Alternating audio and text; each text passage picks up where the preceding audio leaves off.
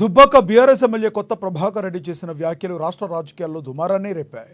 కాంగ్రెస్ పార్టీపై ఏడాదిలోనే తీవ్ర వ్యతిరేకత వచ్చిందని, బిల్డర్లు, పారిశ్రామికవేత్తలు ప్రభుత్వాన్ని పడగొట్టాలంటున్నారని, అవసరమైతే ఎమ్మెల్యేలను కొనుగోలు చేయాలని, ఆ ఖర్చులకు డబ్బులు కూడా ఇస్తామంటున్నారని, రాష్ట్రంలో చిన్నపిల్లల నుంచి పెద్దల దాకా అందరూ కాంగ్రెస్ పాలనతో విసిగిపోయారని సంచలన వ్యాఖ్యలు చేశారు. ఈ నేపథ్యంలో కాంగ్రెస్ నేత తీవ్రస్థాయిలో మండిపడుతున్నారు. కొత్త ప్రభాకర్ రెడ్డి వ్యాఖ్యల వెనుక కేసీఆర్ కుట్ర కోణం ఉంది. ఇదంతా కేసీఆర్ పాల్గొనేవారు మంత్రి పొంగులేటి శ్రీనివాసరెడ్డి. ఇక బీఆర్ఎస్ నేత చోటామోటా వ్యాఖ్యలకు భయపడేది లేదని, రాష్ట్రంలో కాంగ్రెస్ ప్రభుత్వానికి ప్రజల బలం ఉందని ధీమా వ్యక్తం చేశారు టిపిస్ చీఫ్ మహేష్ కుమార్ గౌడ్. కొత్త ప్రభాకర్ రెడ్డికి నార్కోటిక్ టెస్ట్ చేయించాల్సిన అవసరం ఉందని తీవ్రంగా పరిగణిస్తున్నాము దీని అన్నారు ఎమ్మెల్సీ అద్దంకి దయాకర్.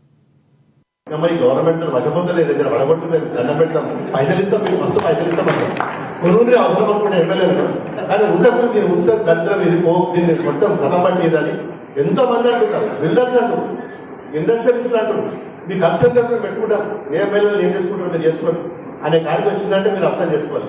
ఆ గౌరవ శాసనసభ్యులు కొత్త ప్రభాకర్ రెడ్డి గారు అన్నది వారి గుండెల్లో రైలు ఎలా పరిగెడుతుందో, వారి ఆందోళన ఏంటో ఈ భూభారత్ వచ్చిన తర్వాత చాలా స్పష్టంగా అర్థమవుతుంది. ఆ భూములన్నీ మళ్ళీ తిరిగి వెనక్కి వస్తున్నాయనే భయ ఆందోళనకి గురైన వారి తొత్తులు ఎన్ని కోట్లు ఖర్చైనా ఎమ్మెల్యేలని పశువుల్లాగా, సంతలో పశువుల్లాగా మీరు కొని కాంగ్రెస్ పార్టీని, ప్రజల ఎన్నుకున్న ఇందిరమ్మ ప్రభుత్వాన్ని కూలగొట్టండి అని కేసీఆర్ గారి సూచనల మేరకే, కేసీఆర్ గారి ఆలోచనల మేరకే, కేసీఆర్ గారి ఆత్మలో ఉన్నదానిని మేరకే ఈ కొత్త ప్రభాకర్ రెడ్డి గారు నిన్న మాట్లాడారు అనటానికి ఇంతకంటే నిదర్శనం ఏమీ అక్కరలేదు. డాక్టర్లు కూల్చే స్థాయికి ఎదిగితే అంటే ప్రభుత్వాలు ప్రజాస్వామ్య పద్ధతిగా ఎన్నికైన ప్రభుత్వాలు, టోటమోటా కాంట్రాక్ట్ కూల్చే ప్రభుత్వాలు కావు ఇవి. ఎవరన్నా ఆ రకంగా అనుకుంటే అది అవివేకానికి నిదర్శనం. కొత్త ప్రభాకర్ రెడ్డి గారి మరి వారేమన్నా వారికి ఉన్నటువంటి డబ్బు ఆస్తిపాస్తుల హామీతో మాట్లాడుతున్నారో తెలియదు. ఉంటుంది డెఫినెట్గా 10 ఏళ్ళు యథేచ్ఛగా దోచుకున్నారు. దాంట్లో ఇలాంటి కొత్త ప్రభాకర్ రెడ్డి కూడా అవకాశాలు వచ్చినాయి.